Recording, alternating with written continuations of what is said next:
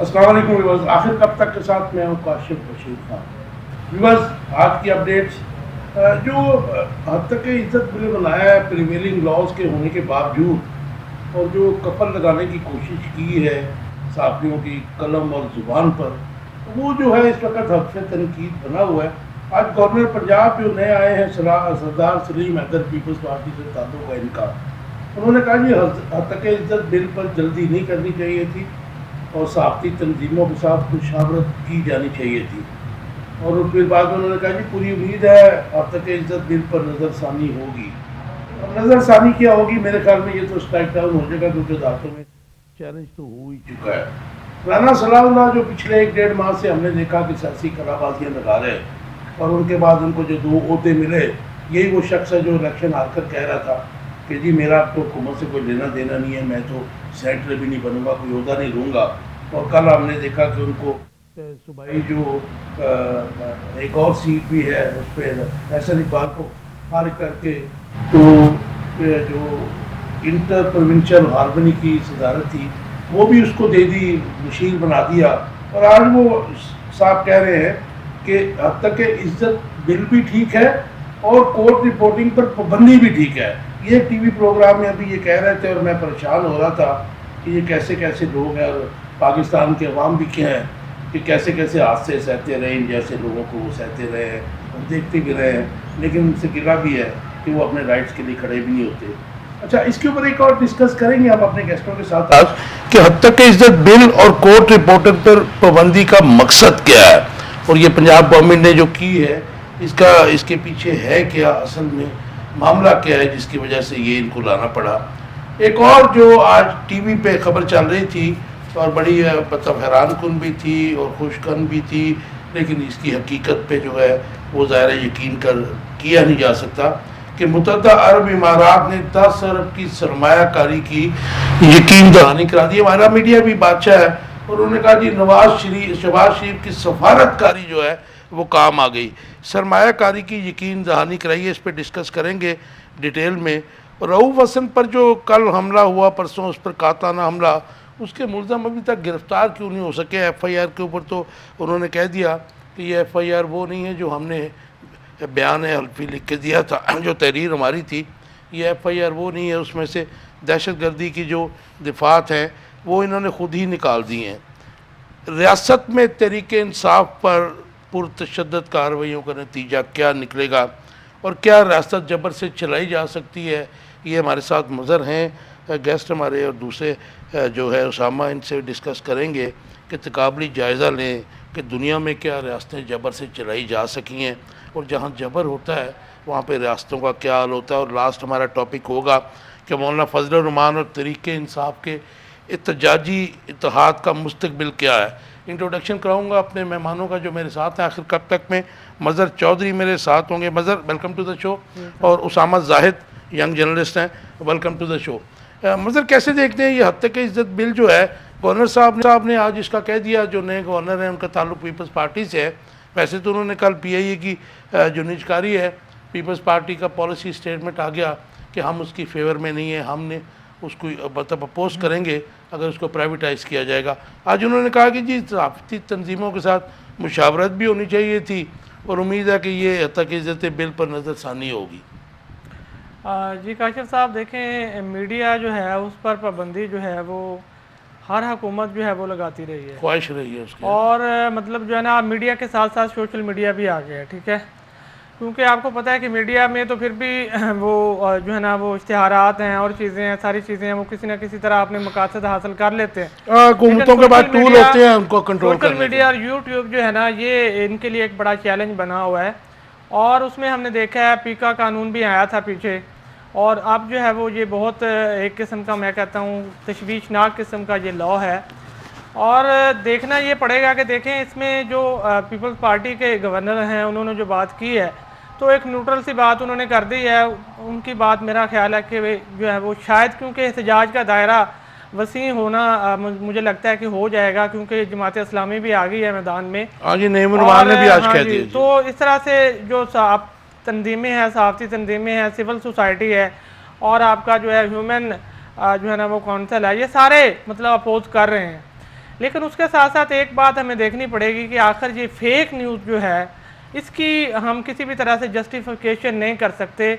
Fake news ایک ایسی چیز ہے جس نے ابھی آپ نے کرغزستان میں دیکھا کہ وہاں پر جو ہے نا وہ ایک نیوز پھیلائی گئی اور کس طرح سے دنوں میں ایک رات کے اندر کیا کیا ہو گیا اور کتنی افراتفری پھیل گئی. لیکن مظہر سوری ٹو انٹرپٹ یو، لیکن جو کچھ ہمارے نائب وزیر اعظم کہہ رہے تھے وہ بھی جھوٹ بول رہے تھے.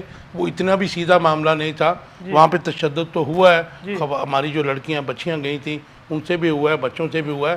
وہ تو جو پکچر یہ پورٹرے کر رہا تھا ڈار صاحب، ویسی پوزیشن نہیں تھی. وہاں پہ تشدد ہوا ہے، تشدد ہوا ہے. میں یہ تشدد سے بات نہیں کر رہا، لیکن اس کی بنیاد کیا ہے؟ وہ بنیاد جو فیک نیوز سے چلی، مطلب جو مقامی وہ تو پاکستانی میڈیا میں تو نہیں طلبہ چلائی. ہلاک کرنے کی جو خبر آئی، ہلاکت کی خبر آئی، وہ بعد میں پتہ چلا ہے کہ وہ فیک تھی اور اس کی بنیاد پہ پھر آگے جو ہے نا تشدد ہوا ہے. تو یہ تو سب نے لیکن دیکھا. مظہر وہ تو آل اوور دا ورلڈ ہے، وہ تو وہاں سے اچھا، نیوز اسی چلی. طرح میں یہاں پہ پاکستان کے حوالے سے سر یہ بات کرنا چاہوں گا کہ دیکھیں آپ تو خود یوٹیوبر ہیں، مطلب آپ نے ویلاگ کرتے ہیں.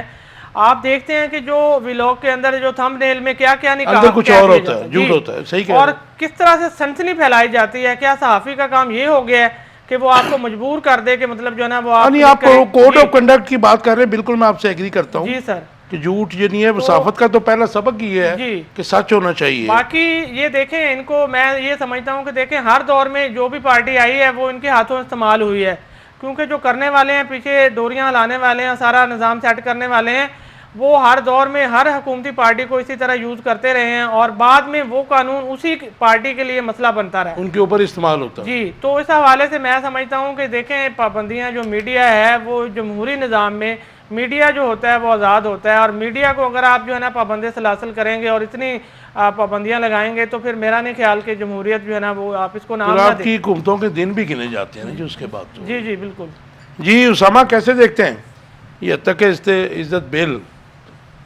دیکھیں آج نعیم الرحمان نے بھی اس کے خلاف جو ہے اسٹیٹمنٹ دیا. انہوں نے کہا جی ہم ساتھ کھڑے ہیں اور بالکل ہم اس کو امپوز نہیں ہونے دیں گے. بالکل اچھی بات ہے. اصل میں یہ قانون سوشل میڈیا کے لیے. سوشل میڈیا پہ ہم دیکھ رہے ہیں کہ مسلسل ایک فیک نیوز کی بھرمار مسلسل آتی ہے، اور جس طرح سے اس کا غلط طریقے سے استعمال کیا جاتا ہے. جس طرح سے موصوف نے بات کی کہ یوٹیوب پہ ہم دیکھتے ہیں تھمبنیل کچھ اور ہوتا ہے، اس کے اندر حقیقت کچھ اور ہوتی ہے. یہاں تک تو یہ بات بہت ٹھیک ہے، لیکن مسئلہ یہ ہے کہ پاکستان تحریک انصاف جس طرح سے 9 مئی کے بعد ایک سافٹ ٹارگٹ کیا گیا، پاکستان تحریک انصاف ہو، مسلم لیگ نون ہو، پیپلز پارٹی ہو، تمام جماعتیں ہوں، تمام آنے والی گورنمنٹ کے لیے سافٹ ٹارگٹ ہوتا ہے میڈیا. اپنے گند کو میڈیا پہ ڈالنے کی کوشش کی جاتی ہے. اگر یہاں سے کیونکہ سچائی بھی نکلتی ہے، جو مین سٹریم پہ بات نہیں کی جاتی وہ سوشل میڈیا پہ کی جاتی ہے. جہاں جھوٹ ہے وہاں یہ نہیں بھولنا چاہیے کہ سچ کی بھی بڑی دکان سوشل میڈیا پہ ہے. جو حقائق مین سٹریم نہیں دکھا سکتا سوشل میڈیا وہ دکھاتا ہے.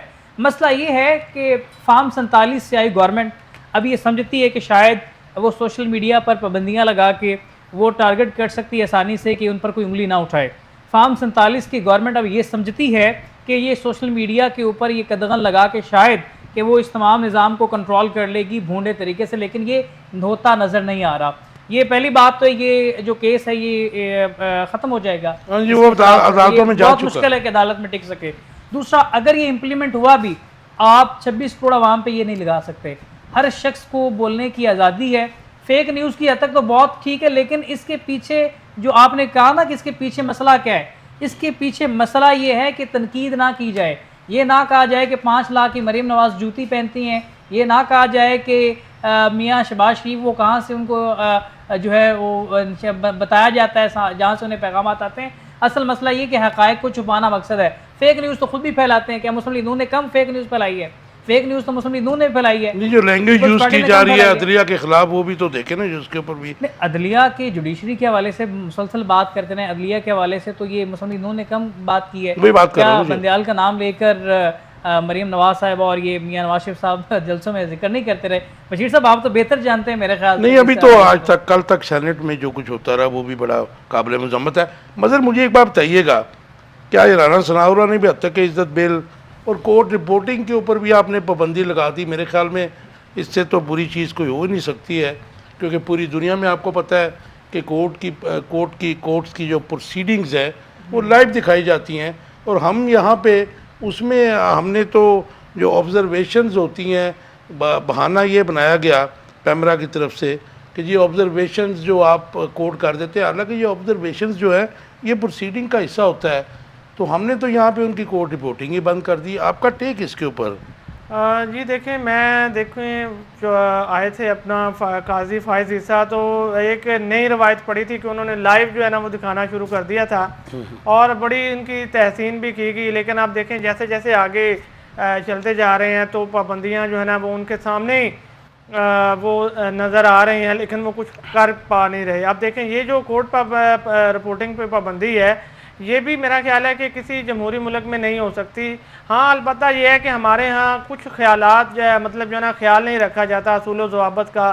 صحافی جو ہیں وہ بھی مطلب جو ہے نا وہ جلد سے جلد خبر میں مطلب جو ہے نا وہ ذرائع کے نام سے اور اس طرح سے جو بات کی ہوتی ہے اس کو سیاق و سباق سے لیکن مطلب وہ جو ہے تو نا دیکھیں بیان کہ کرتے ہیں. صحافتی جو ادارے ہیں جی ایڈیٹوریل کنٹرول کرنا تو ان کا کام ہے نا، حکومتوں کا کام تو نہیں ہے نا. جی وہ تو حکومت اگر اس میں آئے گی وہ تو اپنے فائدے سوچے گی. آپ جو بات کر رہے ہیں وہ جو ضوابط لاگو ہوتے ہیں ان کو بالکل صحافیوں کو obey کرنا چاہیے، جھوٹ نہیں بولنا چاہیے، سنسنی خیزی نہیں پھیلانی چاہیے. لیکن اگر حکومت یہ سب کچھ اپنے ہاتھ میں لے لے تو پھر میں سمجھتا ہوں کہ ڈیموکریٹک نارمز کے اوپر اپوزیشن کہاں سے ہوگی، برے اور اچھے کاموں کی تعریف اور تنقید کہاں سے ہوگی؟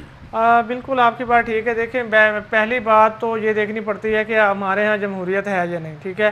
دوسری بات آ جاتی ہے عدلیہ کی آزادی. کہتے ہیں کہ جمہوریت کو دیکھنا ہے تو آپ عدلیہ کی آزادی دیکھ لیں، ٹھیک ہے. اب آپ کو عدلیہ کی آزادی کا جو حال ہے وہ دیکھیں، خود ہی ججز جو ہے نا وہ پہنچے ہوئے ہیں، مطلب جو ہے نا وہ کہہ رہے ہیں کہ ہم تھریٹ کیا جاتا ہے، سارا کچھ ہے. آپ جب عدلیہ خود آزاد نہیں ہے، اس کے اوپر پریشر ہے، تو آپ میڈیا کو کیسے جو ہے نا وہ سوچ سکتے ہیں کہ اس کے اوپر قدغنیں کیوں نہیں لگیں گی؟ تو میڈیا جو ہے وہ ایسی صورتحال میں، ایسی جمہوریت میں اور ایسی جہاں عدلیہ کی آزادی خود داؤ پہ لگی ہو، وہاں میڈیا پر اسی طرح جو ہے نا وہ قدغنیں لگائی جاتی ہیں. بہرحال یہ بہت افسوسناک ہے.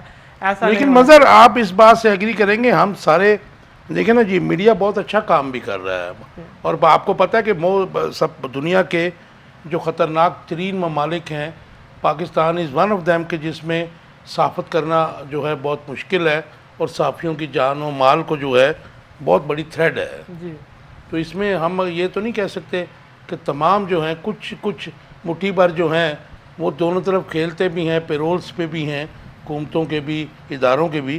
لیکن صحافت کو ختم کر کے تو آپ کسی میخر ریاست کو نہیں چلا سکتے. مجھے بتائیے گا اسامہ، یہ رانا ثناء اللہ صاحب نے بھی اس کی جو کر دی، لیکن ایک جو پازیٹیو بات ہے نعیم الرحمان نے بھی اور ایون فضل الرحمان صاحب نے بھی، ان کی پارٹی نے بھی اس کو کنڈیم کیا ہے. تو اس کا ایک اصل مقصد کیا ہے پابندی کا دونوں چیزوں کے اوپر؟ مجھے یہ کوٹ کیے. یہ تو ایک تو میرے خیال میں کیونکہ عدلیہ کے خلاف جو اس وقت نون لیگ کمپین چلا رہی ہے، یہ اس کا بھی حصہ ہو سکتا ہے. اور حتیٰ کہ عزت بل سے کیا مراد ہے کہ آپ روک لیں گے سب کو، یا پھر آپ جو سیاہ و سفید کے مالک بن گئے تو. اور یہ بھی پتہ ہے کہ عدلیہ کو ریمپیج پہ ہے اس وقت، میں ریمپیج پر یوز کر رہا ہوں، تو ان کا جو اس قسم کے پروگرام ہیں، اس قسم کے بل ہیں غیر جمہوری، غیر آئینی، یہ سٹرائک ڈاؤن بھی ہو سکتے ہیں. آپ کا ٹیک؟ جی صاحب، پہلے تو مظہر صاحب نے جو بات کی میں اسے کلیئر کر دوں. میڈیا ادارے جیسے آپ نے کہا کہ آڈیٹورل بورڈ کا یہ کام ہے، گورنمنٹ کا کام نہیں ہے. پہلی بات تو یہ ہے کہ میڈیا مالکان جو ہے نا وہ صحافی ہوتے تو پھر تو وہ اس کو کنٹرول کر سکتے تھے. لیکن اگر میڈیا مالکان بزنس مین ہوں، پراپرٹی ڈیلرز ہوں، تو پھر تو ان کے اختیار میں نہیں ہے نا، وہ تو بزنس کے مائنڈ سے دیکھیں گے. لیکن وہ پروفیشنل ٹیم تو رکھ سکتے ہیں نا اسامہ. بشیر صاحب، موجودہ صحافت کا حال اسی وجہ سے ہوا ہے. کیری پیکر بھی تو خود کرکٹ نہیں کھیلتا تھا نا. جی اچھا، دوسرا جو ہم بات کر رہے ہیں، آپ نے اس طرف لے کر آئے کہ رانا ثناء اللہ صاحب، دیکھیں حافظ نعیم نے اگر کنڈیم کیا ہے، مولانا فضل الرحمان نے کیا ہے، اپوزیشن تو کسی بھی فیصلے میں نہیں، پیپلز پارٹی نے بھی الٹیمیٹلی اس کو کر دیا نا جی، پیپلز پارٹی تو رستہ بنا رہی ہے کسی طرح سے پاکستان تحریک انصاف اسے ایکسیپٹ کرے اور وہ اپنی ڈومین جو ہے پاکستان تحریک انصاف کے ساتھ دیکھے. اب آپ بھی جانتے ہیں، میں بھی جانتا ہوں کہ پاکستان تحریک انصاف اس وقت پاکستان کی پاپولر ترین جماعت بن چکی ہے. عمران خان کا جو ہے دیر از نو ڈاؤٹ کہ ورلڈ کی جو پولیٹیکل جو ہے جماعتیں اس میں میرے خیال میں پاپولر ترین جماعت ہے، 8ویں نمبر پہ دنیا کی مقبول ترین جماعت ہے. مسئلہ یہ ہے کہ اب مولانا فضل الرحمان صاحب، ان نے کیوں پینترا بدلا، ان کیوں ڈومین چینج ہو رہی ہے؟ صرف اس وجہ سے کہ مولانا فضل الرحمان صاحب دیکھ رہے ہیں کہ سیاسی مستقبل اگر بچانا ہے تو وہ مسلم لیگ نون کی کشتی میں بیٹھ کر نہیں بچا سکتے. مسلم لیگ نون کے ساتھ بڑے اچھے تعلقات ہیں, پی ڈی ایم کے سربراہ بھی رہے, لیکن اب سیاسی مستقبل جو ہے نا وہ مسلم لیگ نون کے ساتھ نظر نہیں آ رہا. اس وجہ سے وہ پاکستان تحریک انصاف کے ساتھ گئے, کیونکہ ہر دور میں اینٹی اسٹیبلشمنٹ بیانیہ عوام میں پسند کیا گیا. آج سے نہیں, آپ 76 سالہ دور سے دیکھ لیں, مسلم لیگ نون بھی جب بھی اقتدار میں آئی ہے اس کے بعد اینٹی اسٹیبلشمنٹ